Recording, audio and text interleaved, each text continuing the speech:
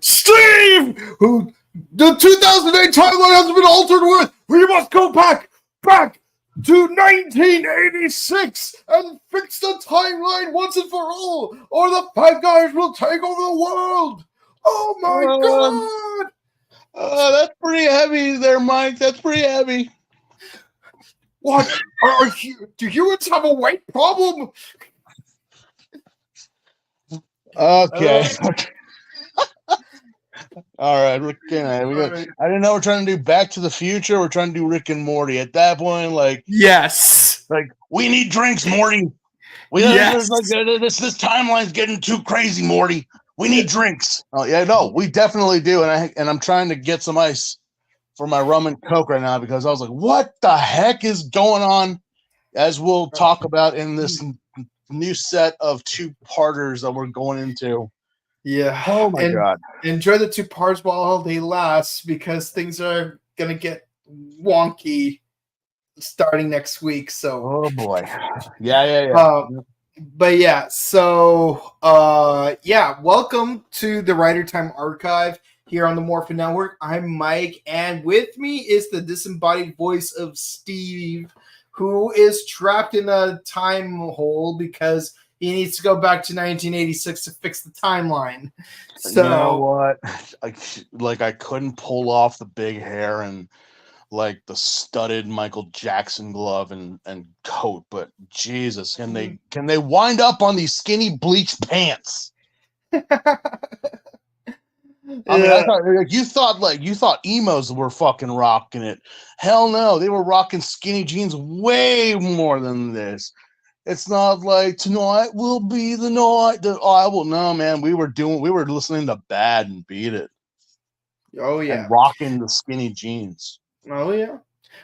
And Red Hot Chili Peppers were got their start in that decade. So yeah, that's right. Love the Chili Peppers. Yeah. You think they're like a 2000s band, but nope, they're 80s. No, see that's the thing. The 2000s. I think who was it who said it? I forget who it was. It was an artist who's like, yeah, the 90s was the last era of creativity. After that, everything has just been a repeat of the past decades. The 2000s, they were trying to repeat the 90s. Then the 10s came, and then that was a mix mash of the 70s, the 80s, and now the 20s are we're reliving the 90s all over again. Can you believe it? What the fuck? People are like, did you ever heard of this show called Doug? Rugrats, Ren and Stimpy? I'm like, whoa, child, please. Have you heard of this one show about an aardvark who has a bratty sister that threw his model plane out of a window? No joke.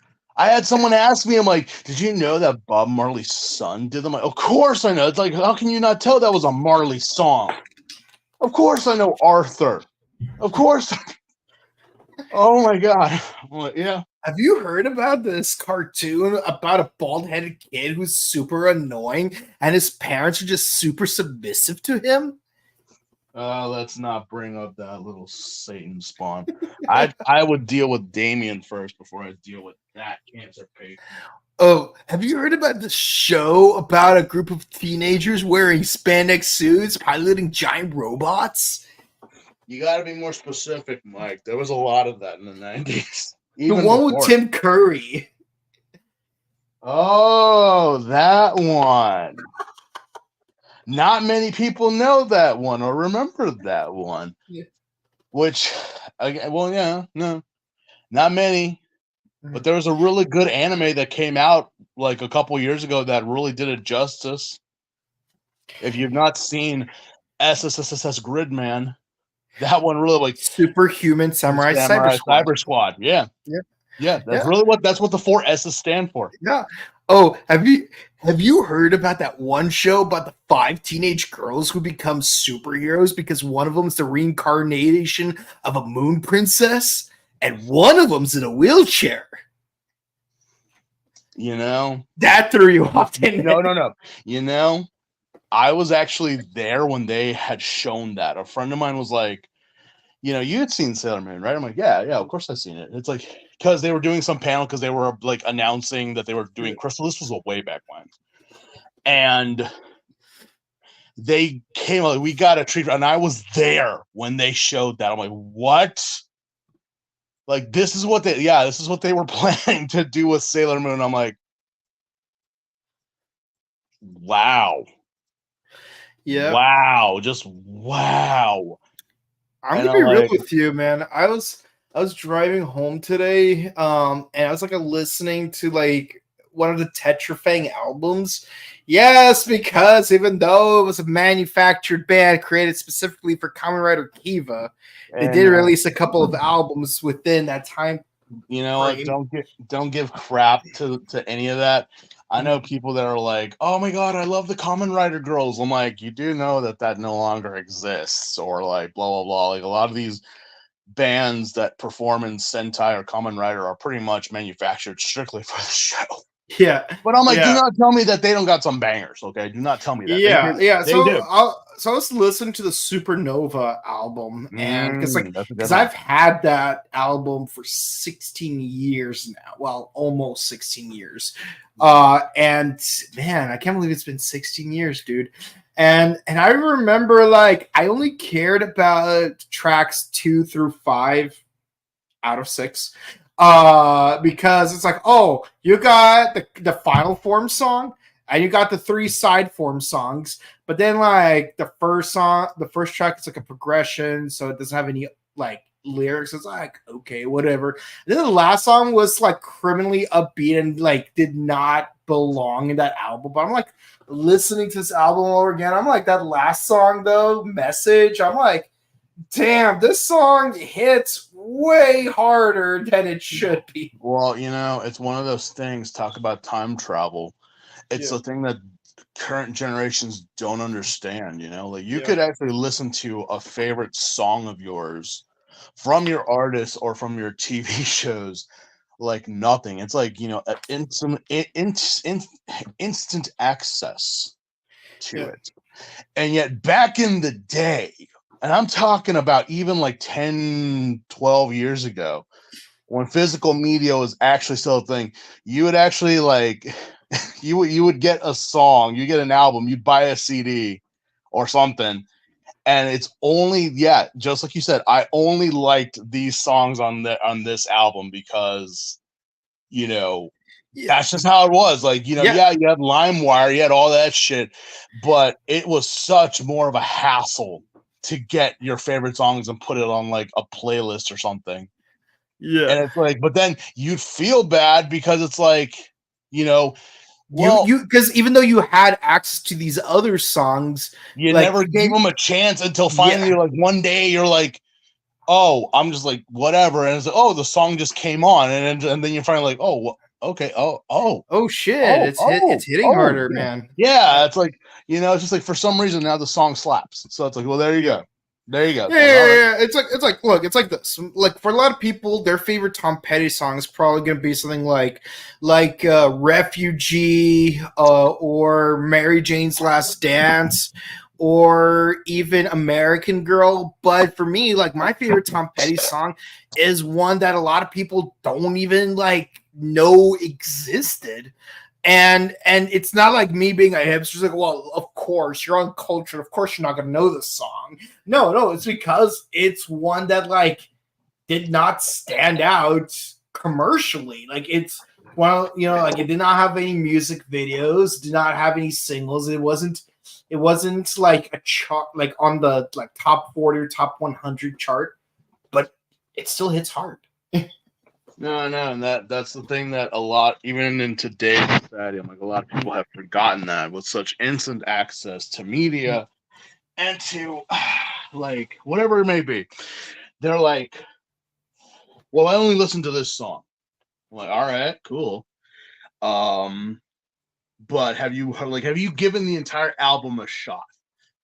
Or in today's language, have you given the entire playlist a shot? You know, have you just like gotten your favorite couch, sat down and listened to the playlist?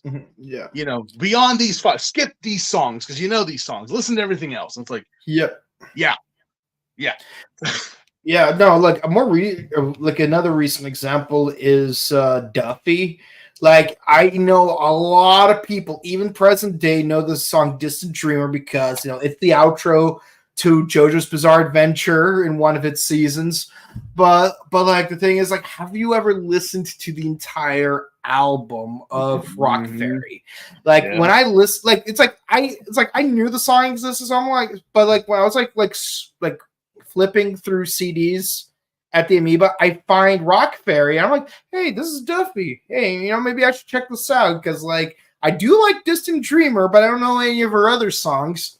Yeah. So I listened to the whole album all the way through, and that album in its entirety hit me hard.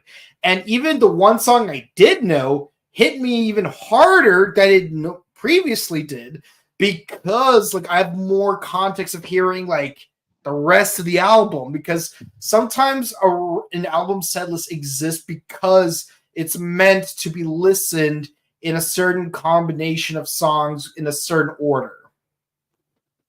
That's very true. Yeah. Yeah, like, All right. hey, you skipped the time warp. Yeah, Got yeah. out. Like, if there's All one right. thing you should never do on a 20-hour flight is play the entire 13 album discography of the Beatles on shuffle. Well, yeah. Yeah. 'Cause that is a trip that you're not ready for.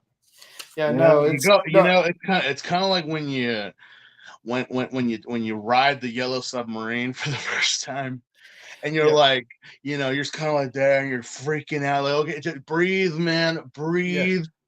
yeah. Yeah, No, I know, but also, like, I because it's on understand, I shuffle. know, but this will pass. All right, Yeah, just go with it, just roll with it. That's pretty yeah, much the Beatles. yeah. But because it's Because on, yeah, but because it's on shuffle, it's yeah, harder to sit through than just that's what I mean. playing all That's the what I mean. albums in order. Have you ever had like a gnarly trip? Just listen to the Beatles. Like, put it all, everything on shuffle, and it's like you go from like all you need is love, and the next thing you know, you're getting jammed with fucking Sergeant Pepper. And then out of And I am nowhere, the you got Mean walrus. Mr. Mustard, Yeah, and then like, oh my then god. you're back to Love Me Do. Yeah, Love Me Do, Hey Jude, and next thing you know, like Yoko just so Revolution happened to, 9. oh, here it comes. Yeah. All Yeah. right. Yeah, Anyway. no, like, if you're gonna listen to all 206 songs, listen to them in order. Yeah. Not on shuffle. That's when you start realizing, yeah, this is when the drugs started coming in. And I'm like, yeah. Yeah. So we're here to talk about Kamen Rider Kiva episodes 25 through 28. Yes, Oh, here we are. We're on the second half of the series. We're halfway through. We got through the entire first arc. We went through the movie. Nothing's stopping us now. Like, we're like rolling. The Freddie Mercury song. We're going hard. Yeah. And and like, as we go through these, you might start noticing that the plots of the two time periods are starting to converge more and more, because like, up to this point they were basically parallel. Sure, every now and then, the 86 crew happened to fail to defeat a Fangire once and for all, and then shows up in 2008 again. What took you 22 years? But now it's just become so like corporeal now. Like, there was moments, I mean, it literally was at this point that we have noticed that, again, like you said, there was a transaction of 2006 and 86. Yeah. There was that little, like, that sound. And then it's like, but now it's like 1 minute we're like with Wataru and Mio, and next thing you know, out of nowhere, I'm like, here comes Toya and fucking Yuri, and I'm like, what? Guys, give me a minute. Give me, like, can we transition with this? Like, can you just tell me what?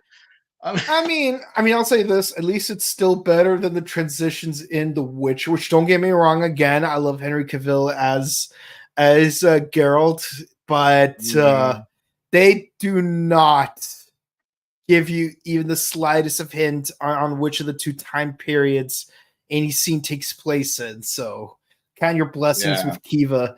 But yeah, no, it's So, like, we're moving in from the consequences of the last episode, where now Otoya and Yuri are dating, and Mio and Wataru are dating, but something's not quite right in either of those two relationships, and we were going to start to explore these more.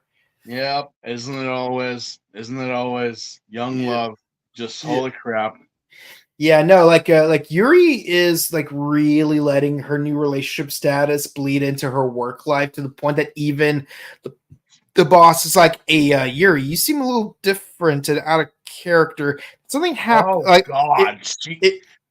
What was it? Was it just me, or was it just like she went from like the tsundere like type character of just like kind of being like bossy and dismissive to just being like, oh, I'm in a relationship now. I'm like, someone loves me. And I'm like, Yuri, honey, someone call the doctor.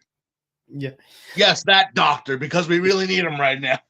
Yeah. Where's my screwdriver? Yeah.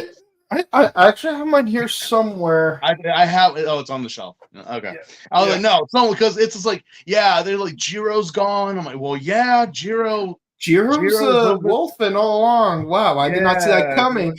Because like he was a big fan of that one rock band, so like I would have never seen this coming. Mm-hmm. So let's like, remember, right. This is 2 shows with the same supporting character that have another character who could possibly be a bad guy. Yeah. It's really one of those things. I'm just like, okay, what's going on? So yeah, Yuri and Otoya are a thing. God knows how that works, but okay. In this one, again, a Fangar attacks. Mm-hmm. Yeah, not much to say. It's this one kind of like, basic A to B, but the thing is that I'm sorry, Fangar attacks, but it's actually remind me. You just lost. Yeah,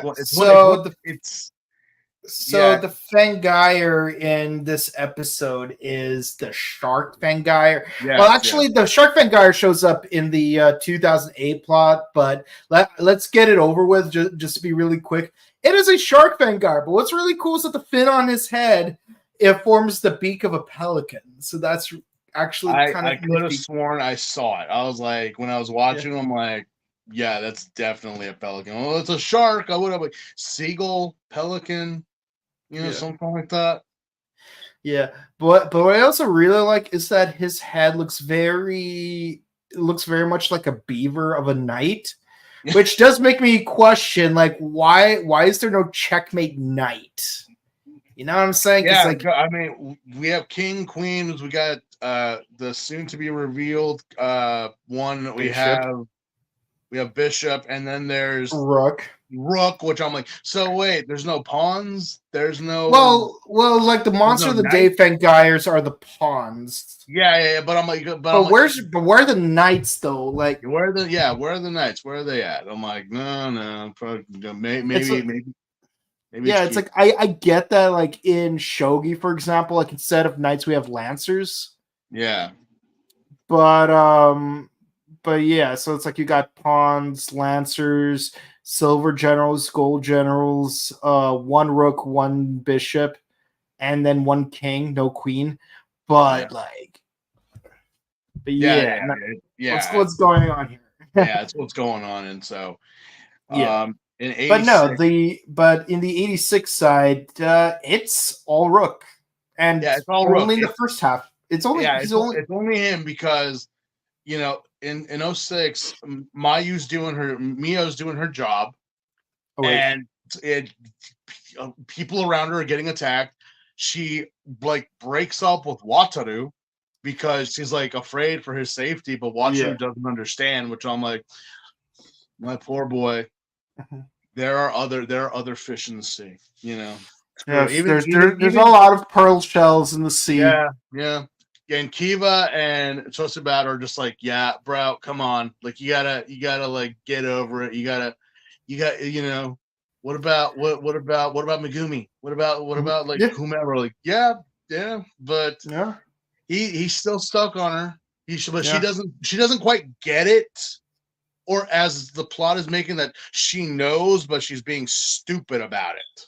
yeah, Which I'm like, good, but at this point, I'm like, is it really like, what the heck is going on? And yeah, in terms of 86, it's all Rook. Otoya bumps into Maya again, like four yeah, times already. It's the fourth time.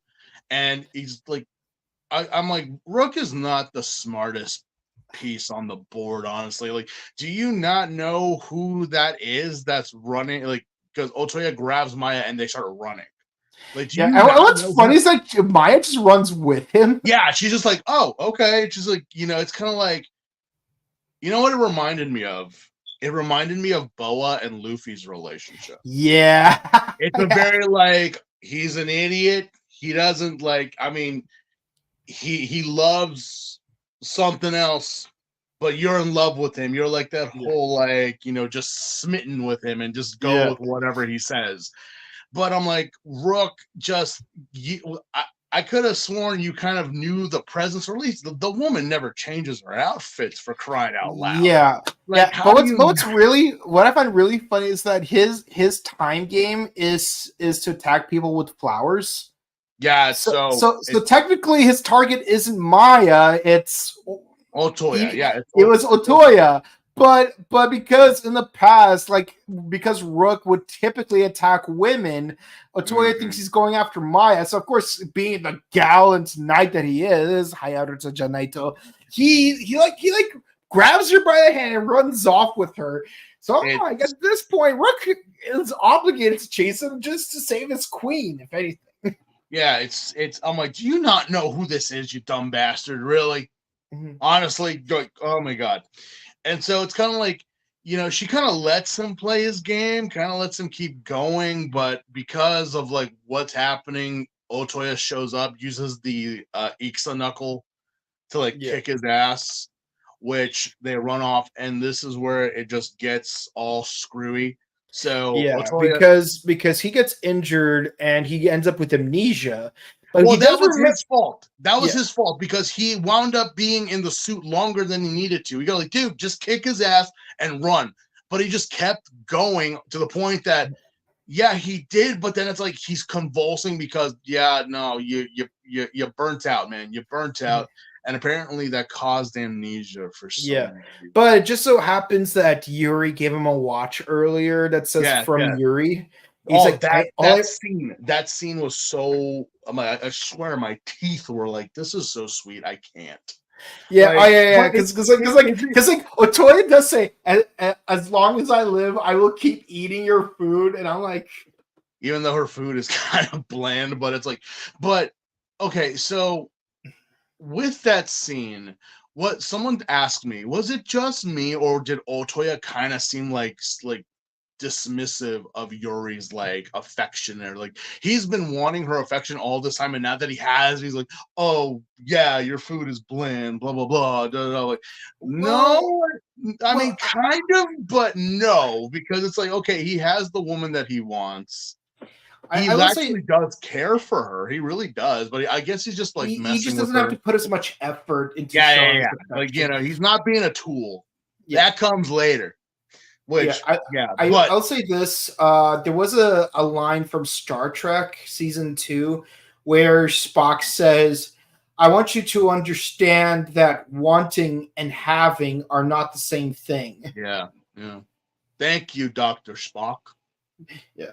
That's funny because like we don't really know if he ever was a doctor.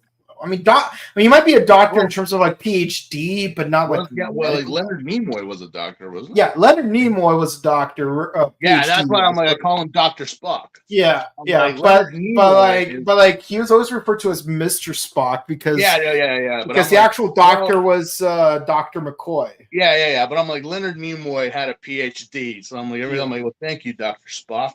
But either or, I'm like, yeah. So, Maya just pulls the biggest bullshit as this episode wraps up, where Otoya's like, he's like, Yuri. It's like, I'm Yuri. And I'm like,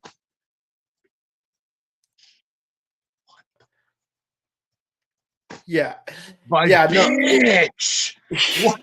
So Girl. it's like I understand. I understand where she's coming from. It's just that her Where? approach is I dumb. don't. I legitimately don't. No. I understand why she's doing it. I just don't agree with that being the way she would go. She should go about it. Her past times with him have been just random, sporadic. That's why I said this is the Boa Hancock thing all over again. Because like, where in all these interactions that you had, where was the love or the confession of love? It's like you fell head over heels, but he's just over there, kind of like ogling over Yuri. Yeah. Like, you're like, just another moth to his flame. Yeah, I'm just like, okay, all right, okay, I get it, but at the same time, I'm like, so I do understand why she did. Again, I don't agree with the reasoning, but I understand why because her job is to eliminate any fanguyers that fall in love with humans. But she is being the fucking.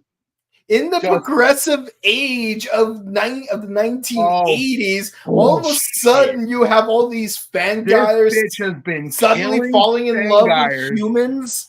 So it's like, so she's like, why are these fanguyers falling in love with humans? What's going on? Did she bother to look into it? Did she bother to be like, maybe there is such a thing as love? Nope, she killed I know we 2 weeks ago we talked about the grizzly.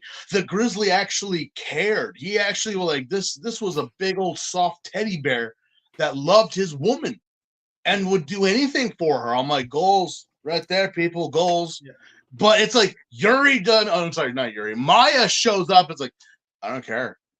I don't give a damn. It is against our laws. So I wonder why did the grizzly fanguyer and his girlfriend stay in Japan? Like you'd think they would try to fly away so they'd be nowhere near Maya. Apparently, United Airlines does not exist in this world. Yeah. Everything just sticks in Japan, or like they're overbooked with humans.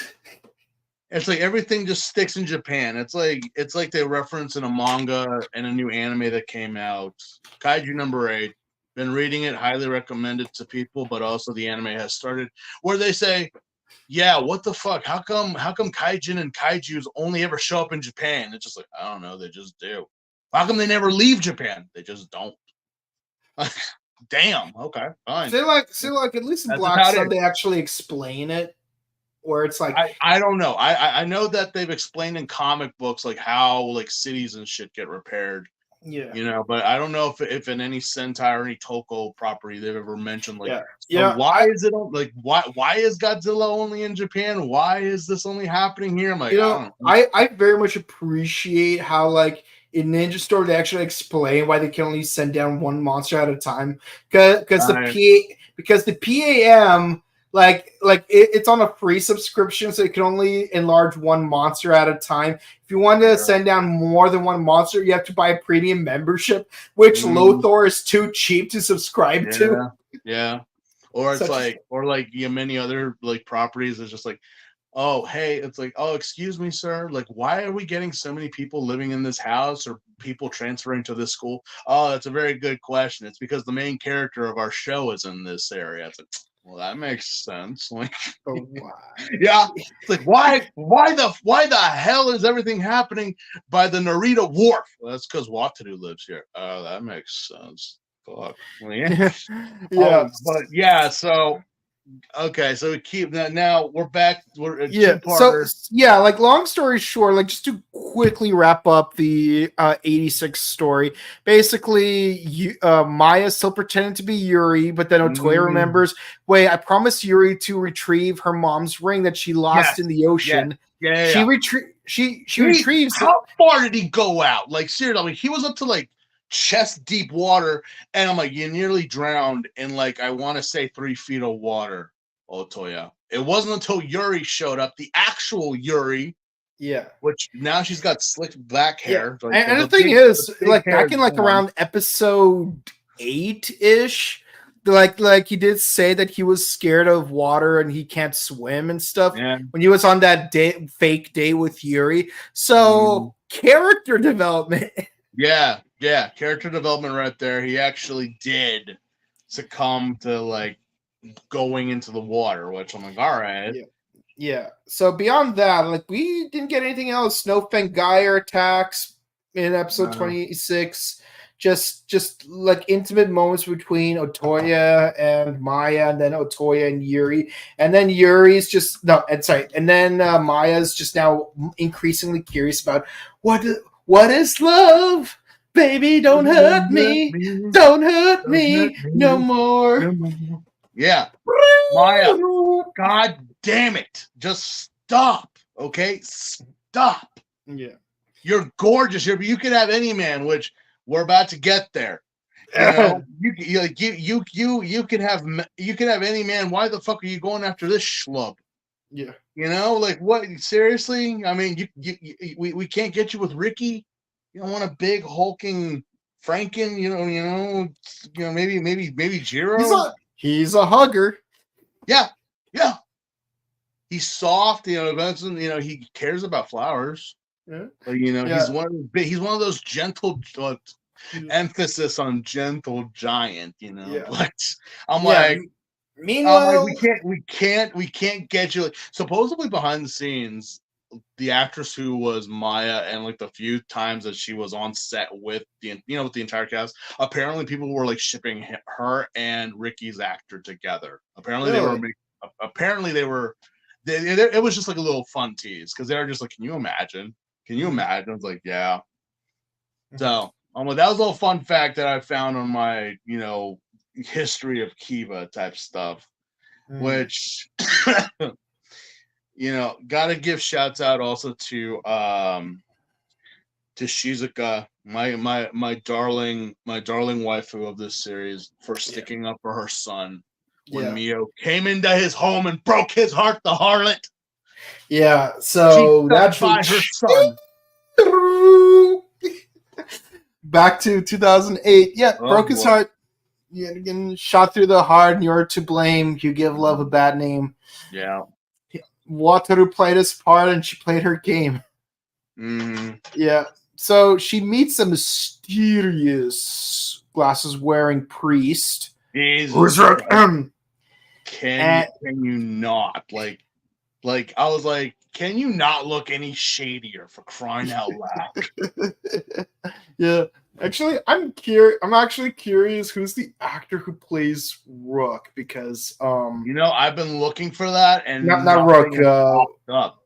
Like I've seen there's videos on YouTube about like the actors here and now, and yet I'm even seeing down to like Rook and King and everyone else. I don't see Bishop anywhere. Yeah, let's see. His actor is Mitsu Murata. He looks familiar though. Yeah, he's a Japanese actor, fashion model, DJ, music producer, and he played. Okay, so he was Naito in Wizard. He was Doji in. Oh, he was in Hibiki as Doji. I'm not saying Hibiki. Let's see. Yeah, he was one of the puppets. He was one of the light puppets. Basically, Doji is basically like one of the two homunculi, I think. Yeah. So like throughout Hibiki, there's like a male and female homunculus. There's like multiple versions of these two. So I think Bishop actually played the male homunculus. So that's two Hibiki actors for the price of one Kiva.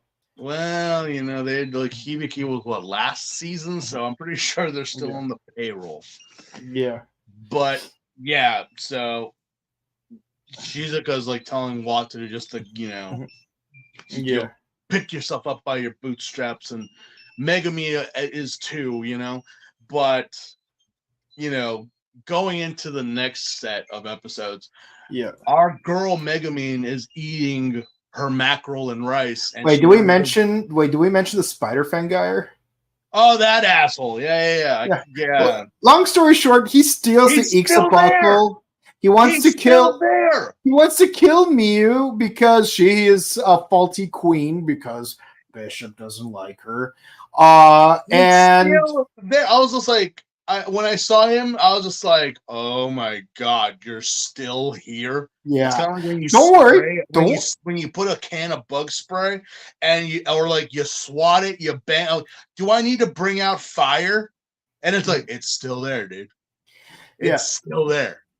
yeah. So Miu is assigned to kill a bunch of Fangire traitors. She can't do it. Spider's like, "Ha, you're a fake queen. Me and Shark Boy are gonna kill you," but they fail. And ironically, even though he has access to the Ixabuckle, like he still loses it because it just so happens his one weakness is ironically a human.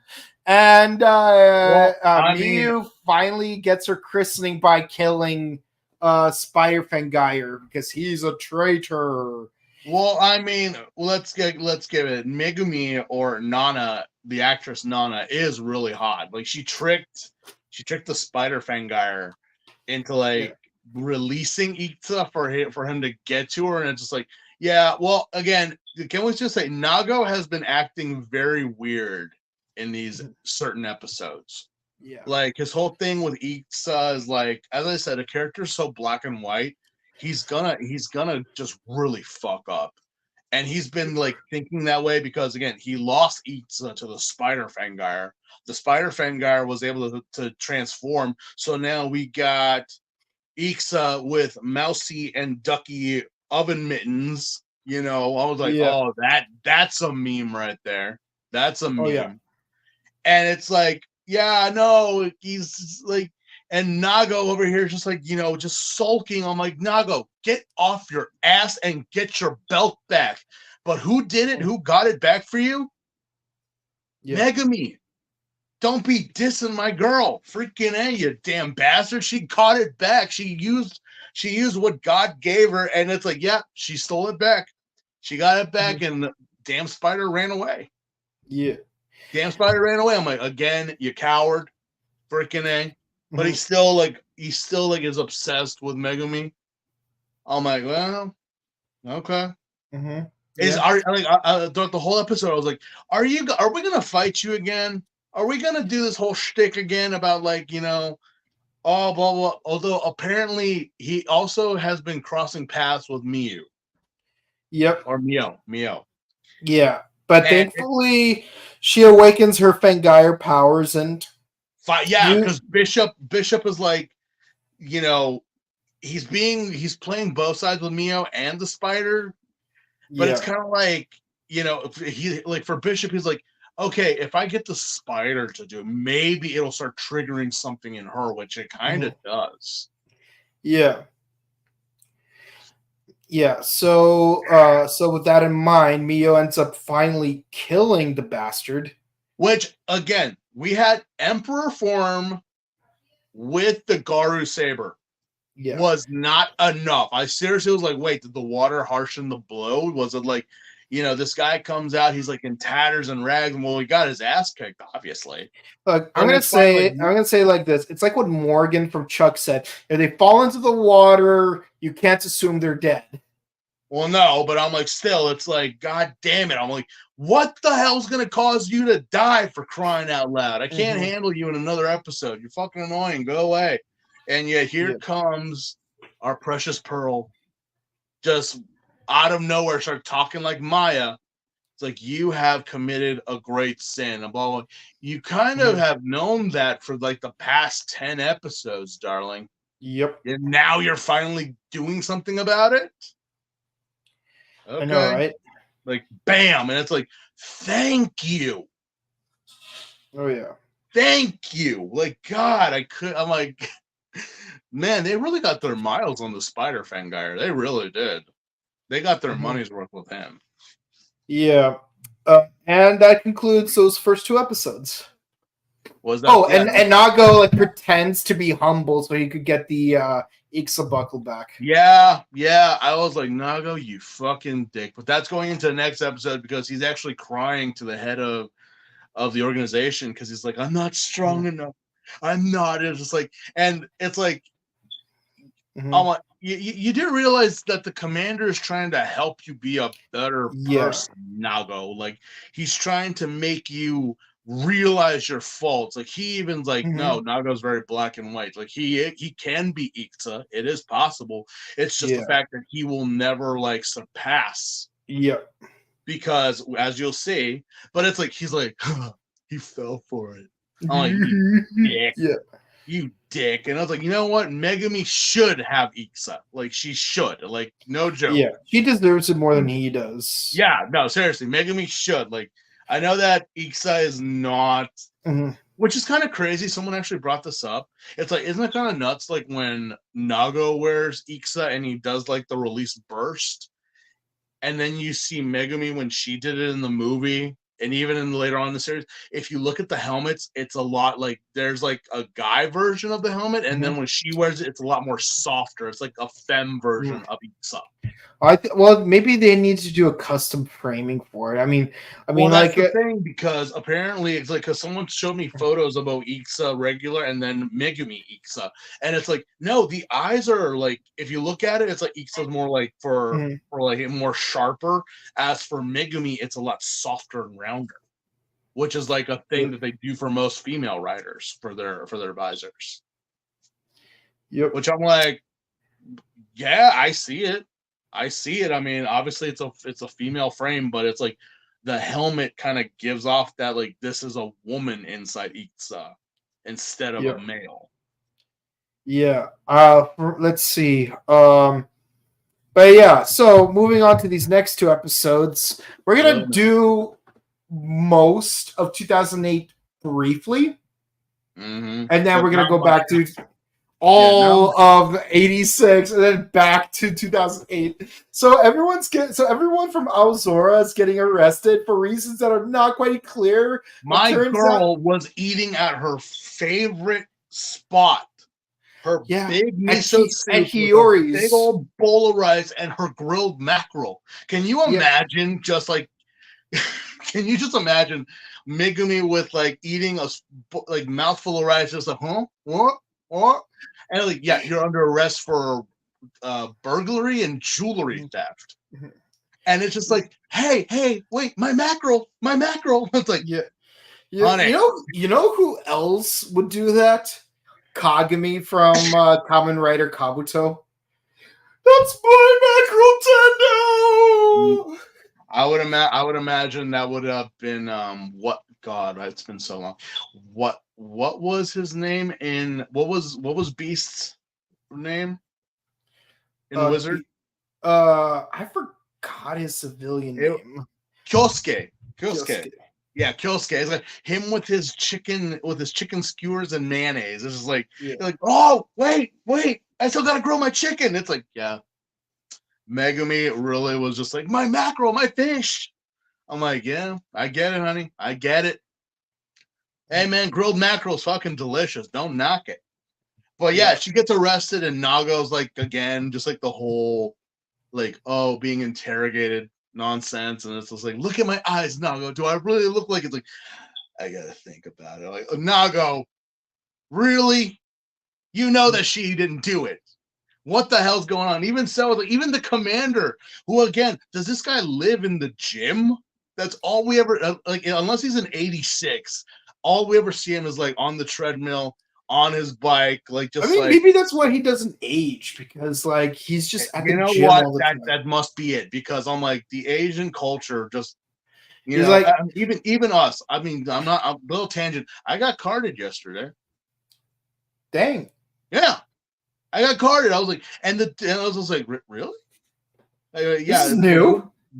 The woman didn't believe me. She's like I'm like, okay, you know. And I was like, but then here comes some fake ID. Kid. Here comes some kid who looked like he's fucking 18, and he just walks out of the store like no big deal. I'm like, wait, why did I get carded but he didn't? And I'm like, wow, must be on this skin regimen I'm doing. Yeah, no. I think the head of the Aozora organization has been reading that book from a Grim Adventures of Billy Mandy about extending your ears with good habits. Yeah, yeah. I don't see him drinking coffee anymore. Yeah, Like OJ, that's true. he's usually just at the gym. That's usually Yeah, where he's at. But yeah, yeah, it's like the whole everyone is getting arrested. Everyone's just getting screwed over. yeah. And the commander tells Nago, it's like, I need you to be careful. I need you to because if they got me and they got Megumi, something's going on. Someone's infiltrated our organization. And you see a gentleman in a black, I want to say it's a black BMW Mhm. or something like that. It's in the style of a imported car, just looking at everyone as they're getting arrested from afar. Yep. So And then he reveals he used to be an artist who yeah, tried to draw Maya but never finished. He wanted to paint her like a French girl, but instead he ended up drawing her like a Swedish girl. So I mean, you kind of got it roughly done. It's a very artistic piece, even if you didn't finish it. yeah, he got most of the contours done. Yeah, He so just has what to do you mean you just didn't has to finish? color them in. Just has I to was just color like, them oh my god! It's like oh my muse, my muse. I'm like, are you? in. Hey man, I'm an artist too, and I have drawn women like I have drawn my French toast. Yeah. Okay, even beyond that, even so, I'm like, wow, Mhm. okay, that just happened. Thank Yeah. you. Okay, but I'm just like he apparently he wound up in a coma because apparently the previous Ixa with an attack of a Fangire wound up Mhm. causing him to go into a coma for a year. And when he snapped out of it, his muse, which is Maya, Mhm. was no longer around. Like he's like, oh, she's gone, and this Mhm. and this and that. So he's been working to get into a higher position of power. Just like, well, I mean, obviously, yeah, you knew about Ixa, but how did you figure out about who Mhm. was in Blue Sky? Apparently, Blue Sky is some secret organization, but apparently you found out. Yeah. Go figure. But apparently you know. Apparently you know everyone who's in Blues. The three members. It's funny. I only ever see three members. I don't see anyone else here. It's like Toei couldn't afford more people to be able to put on the payroll. Mhm. You know? Yeah. Yeah. So what ended up happening was, oh yeah, Toya does become a permanent member of Aozora.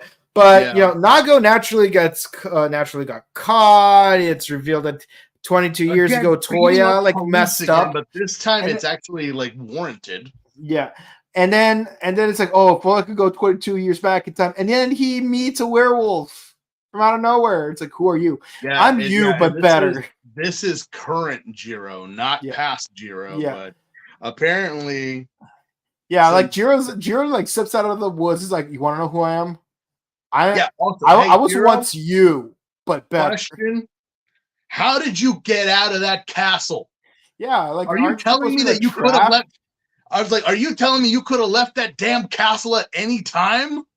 I No, mean, not any like time. he Only when did it in was the funny. movie, but it wasn't canon. So it's like Yeah, but it's still, I'm like, wait a minute. I thought you guys couldn't leave the damn castle. And what the fuck is Castle Dora doing buried underground? underground. Yeah. So it's like, Like oh yeah, no, like we it's like we're lost gonna our lead. go like we're gonna there's a certain door. You just have to go through the door. And maybe you can Yeah. change things. And that's it. Yeah. Yeah. Meanwhile, Wataru and Kango, being the only two people left, get deputized. They learn very poorly how to use the weapons from the Aozor organization. They Yeah. try to fight. Ken goes back, man. I didn't even Yeah, so they recognize him. try to fight the crab Fengire, who's the Oh dude. yeah, As there's a crab. There's a yeah, crab running around. yeah. So and in classic Ishinomori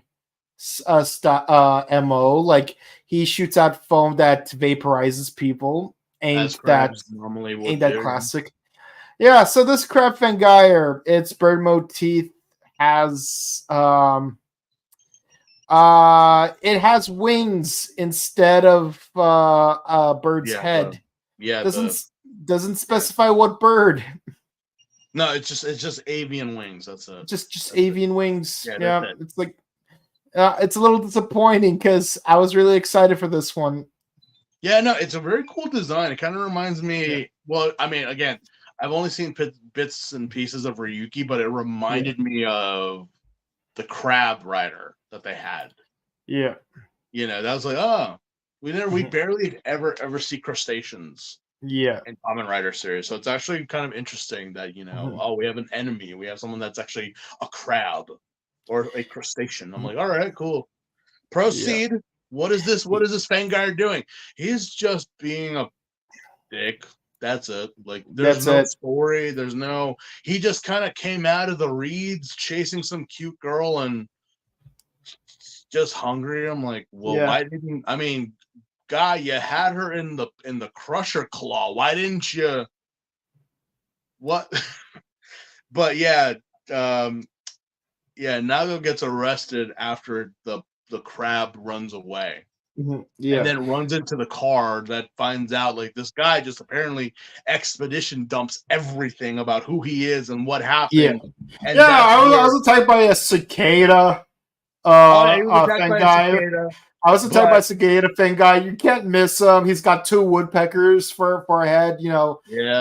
And then he's like, that's an oddly specific thing to bring up. What's this have to do with him being a cicada finger? Absolutely nothing. But I thought the audience would like to know. What audience? That audience. He broke the 4th wall. I'm like, okay. And so apparently he's now got to go on an awesome adventure through time and space. Whoa. Yeah, through the door, and he does. Yeah. Which apparently kind of puts him exactly where Yuri and Otoya are as they're walking. It's like, what? That's convenient. As Kenta from our show would say, every episode has a convenience, and this is the one for this episode. Jesus Christ, man. I'm just like, what? Yeah, it's like don't kill yourself. You have so much to live for. Who are you? I'm the fantabulous Otoya, and I just saved your life. You owe me a life debt. Yeah, bullshit. You kind of both fell off the bridge, either or. Yeah, but again, not much goes on here except for the fact that like we gotta live that moment. This cicada Fangire just out of nowhere just showed up to where this was all happening. I'm like, why? Why? And so like so Nago does meet Maya, the crab Fangire, Otoya. Otoya's doing the genius playing violin thing while the crab Fangire paints Maya like a French girl. And as surreal as that sounds, it's actually quite a mundane scene. But then when he tries to go after Otoya because I'm going to replace him as Ixa because the original Ixa messed up, causing everyone to get arrested. So if I become Ixa instead, and I'm thinking, wouldn't it be and like on my first watch, I'm thinking, wouldn't it be interesting if the Ixa that messed up in the first place was Nago the whole time? Yeah, they said Ixa screwed up, not the person. They said Ixa. Yeah. It's like imagine like he does manage to retrieve the Ixa buckle from Otoya, becomes Ixa, tries to prevent the bad thing from happening, but he ended up causing the bad thing to happen because wouldn't that mean that he would have 2 Ixa belts? Like, because obviously in this he doesn't have it. He doesn't have it. He kind of. I think he almost got arrested. He left it because conveniently he doesn't have it. Conveniently, he doesn't have it in this episode. Yeah, and just so happens that he did try to use the rising form earlier into the episode. That's what happened. Unceremoniously early. And it backfires on him as you would expect it to. I mean, he gets what would be like a cell phone gun upgrade from his mouth. It's like where Kiva has Chochobat, obviously. Ixa gets a cell phone, which becomes a gun that he pulls out of his mouth visor. And it's just like, he goes into the burst mode and he's like, I'm gonna shoot the crab, but it turns out to be just like a scene from Men in Black where it's like he shoots the gun, but the ricochet or the force of the gun just knocked him like a good 20 feet like that way. And it's like, you're not strong enough, Nago. Like you're really not. You're really not. Like I'm surprised you didn't go full of toy. It's like the Cher lyric. It's like I can feel something inside me say I really don't think you're strong enough. No. Yeah, no, it's like, okay. No. Okay. And so that's why he doesn't have it. It got knocked off him because it like literally, just like what happened with Otoya, it's kind of like it burnt out and it just flew right off of him. Yeah, and then speaking of Otoya, he pulls a green arrow on him. It's like oh, you want the Ixa buckle? Okay. Yeah. It's a spring load. It's like, see, here's the thing. Nago, you are too straightforward. Sure, you kick my butt in a straightforward fight. Yeah. And I'm not straightforward, and neither are the Fangires. You gotta learn to not be so straightforward, except that reality is a gradient. Mm-hmm. And he takes the advice the wrong way, like Holden McNeil from Chasing Amy, and he decides to kidnap Yuri. And just as quickly, Yuri and Otoya overpower him, and they do like this beautiful synchronized double punch in the gut. Mm-hmm. Yeah. Which apparently, like in all that nonsense, somewhere along the lines, like, obviously he's not supposed to have a relationship with Otoya or Yuri, obviously, because but he weirdly enough has one with Maya. Like, and it's not again where Maya is smitten with Otoya. Now Nago is smitten for Maya, but it's like, again, it's all one-sided. Yeah, it's like I'll say this, the one thing I find interesting about Maya is that she went from being a menace to everyone to being a menace to herself. Yeah.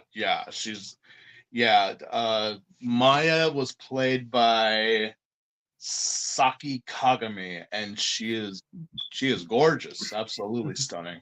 So thank you, Nago. You're you really know. It's like, she's absolutely stunning, but it's like you're not here for that, Nago. You're here to stop what's happening. And what I find interesting, so he hands her the very first button he collected as a bounty hunter. Mm-hmm.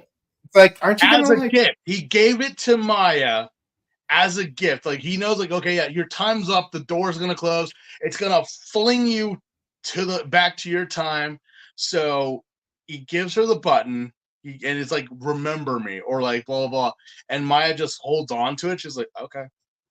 And Nago goes back, and I guess the arrests and everything never happened.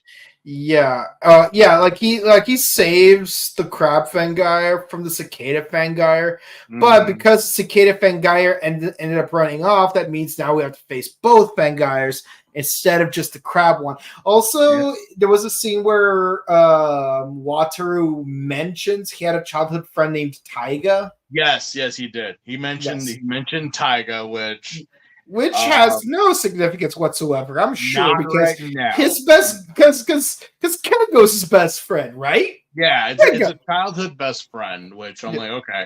But at the same time, it's like, well, we kind of got like a little hint towards that of Taiga, but it's kind of like, okay. So they fight off the two Fangires. We fight off the two Fangires. Ixa finally uses Rising Form correctly, defeats one of the two Fangires, while Wataru defeats the other Fangire, still using Garlu Fever mode as like a twin fire blade. That is freaking cool. Yeah. But then while visiting Wataru, Wataru ends up dropping a box of trinkets and finds a familiar looking button. And he's like, where'd you get this? I got this from my mom. She says it's a good omen. And you're thinking, oh my god. Oh my god. But Stacy's mom got it going on. Yeah, it's Maya, okay? Yeah. Okay. Wait. I was hitting on your mom. I'm like, yeah. Not my mom, but his mom. So we go back to the past, like Wataru's face just like fades out in front of the face of a baby. And you're thinking, oh wait, so with this transition, that baby must be Wataru. Wait, he was already born? What's going on?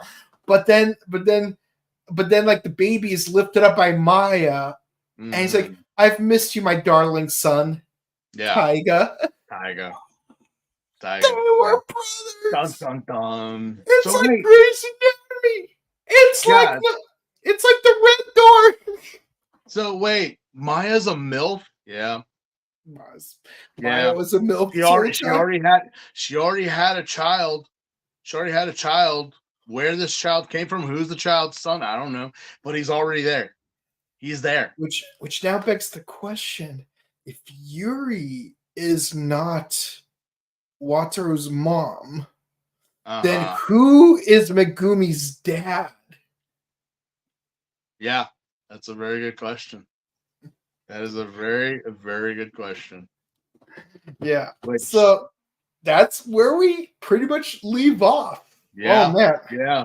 Now we get to see baby mamas and baby daddies, and just like, okay, this is something for Mori right now, or Jerry Springer, because I would have thought Yuri and Otoya, but you're telling me that Maya is Wataru's mom. And Wataru's best friend is actually his brother. Are you telling me that Otoya will be two-timing our girl Yuri for Maya? Or will Maya do some sneaky bullshit that actually gets her pregos by Otoya? I don't know. You have to wait and see. We can't talk about it now. You got to come back for that one. Oh man, like I don't think Maya's the type to go rubber diving, but no, she would no. She would totally succubus this whole thing. Yeah, that's what Maya would do. So here we are, wrench in the machine. Let's see how this plays out. Yeah. So holy crap. So what are your scores for these 4 episodes? You know what? We're the first 2. Again, not much happened other than like back in '86. So roughly it's gonna be a 7, but the 7 is like a high 7, almost an 8 because of the '86 timeline. Like everything that happened in 2006 was kind of like whatever. Like the story was more focused on Otoya than it was Wataru at this point. And then when it comes down to these 2 sets of episodes, it's like a solid 10 all around, because not only do we get to like learn more about, again, like all 4 of these episodes focus more on '86 than they do 2000. So it's like, the '86 gets a 10 in total, because we learn more about Yuri and Otoya. We learn more about Maya. We learn about what she has and what's going on with her. So but in terms of it all, it's like the '86 time story gets a 10, but 2000 storyline gets like a 7 and a 7.5, because it's really not a lot was going on. But that is soon. Again, we're trying to get this all out of the way to get it to the final countdown of Kiva. Yeah, no, I would have to agree with you on the scoring, especially for episodes 27, 28. Because, Naga's going to have to learn to be more flexible.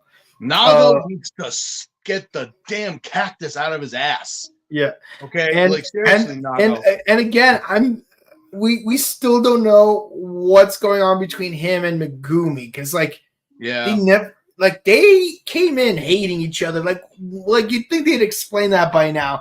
And I'm just like going deeper into like wanting to know more about this. But I will say this. It's like there is a trend where, the '86 storyline is more engaging than the 2008 storyline. Not that there's nothing going on, and believe me, the momentum will pick up in 2008. It's just... Not now. It's just kind of like, man. I'm just more invested in the '86 plot. Yeah. That's really where our focus is right now. Yeah. Okay. Comments. Let me know what you guys think about these 4 episodes. Rai Jin Gu. Yep. Yep. It's it's the rising form. Aw, Otoya and Yuri are so cute. I hope nothing happens to ruin their relationship. We're going to have to call Springer for this one. We're going to have to bring him back from the dead, because, oh boy. Oh boy. Well, We are now in an alternate 2008 where Rook got the sports history almanac and is winning all his time games, and nothing's making sense anymore. I don't even want to think of that timeline. Yeah, I don't I want. would. Ask not one, not should not. Wait, so was Maya Nago's first crush? The dialogue had me confused. Technically, like he's never shown interest to any other female that we have. Like, we have Megumi, we have Shizuka, even like the people who are in past episodes. Like Naga really never. I think this was his first love, which was Maya. Yeah, Maya. It does feel left field to some degree because nothing would come of it. Generally, no, absolutely not. Nothing comes of it. But it's like he kind of like this was his crush right here. This was like his first love that he was like, remember me, Yeah, and like what's it called? And what's really interesting is like how like Megumi, no, not Megumi, how Maya is like, it's like you've never experienced love. Well, I'm a warrior. I'm not supposed to experience love. Boy, you sure are boring. Yeah. And then he goes back to 86 and just falls heads over heels for a woman who is it's clearly a fangire. But also actress wise is a actress, singer, and model. Mm-hmm. Not bad, Nago. Not bad. Mm-hmm. Yeah. Sweet Home Fangabama. I mean, technically, we dodged that bullet. Yeah, no, we dodged that one definitely. Yeah, like we almost had a Luke and Leia situation. Yeah. But yeah, no, that's it for the comments, guys. Thank you guys so much for watching. Please be sure to comment, like, and subscribe to us on YouTube, Facebook, Twitter, Instagram. Ding the bell icon to stay notified for our latest videos. Also, please be sure to share our videos because it helps us out with the algorithm.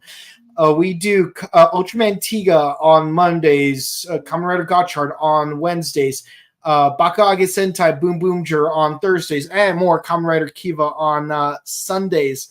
And also, please be sure to check out our sister channel, The Buttery Show. We do movie reviews, video game news, etc. And yeah, if you want to check out our personal content, you could find this guy on IG at This and Prince. Obviously, I just post random stuff. I will be posting more often now. Yeah. Maybe I'll start posting my thoughts on certain Kamen Rider series just for all you guys, because I know some people will be like, "Can you give us like a quick little clips of what you think of certain designs?" Or like, I'll look into that. But also, I saw the clips for Gotchard. Speaking of Kiva, so King is coming back. There was a recent thing that came up that it's yes and no. Eternal King and one of the from Gotchard, and they're all teamed up. Yes and no. It's definitely not King. It's not King, but it's like someone who's using yeah, like using Dark King. So it's like okay. Well, all I'm gonna say is I can't wait to discuss the decade's 20th and 21st episode when we eventually get to it. Yeah, and you can find me on Instagram at Boken_Kabuto and on Twitch at twitch.tv/BokenKabuto. With all that said, guys, thank you guys so much for watching. Please be sure to stay safe, stay hydrated, up to emergency kits, hug your loved ones, and may you have a wonderful Shakespeare week because April 23rd is, in fact, Shakespeare Day. So we'll see you guys real soon. And always quote Bill Shakespeare. Yeah. Oh, will I am Shakespeare. We'll see you guys next time. Have a good one. Auf Wiedersehen. Guys. Arrivederci. Adios. Au revoir.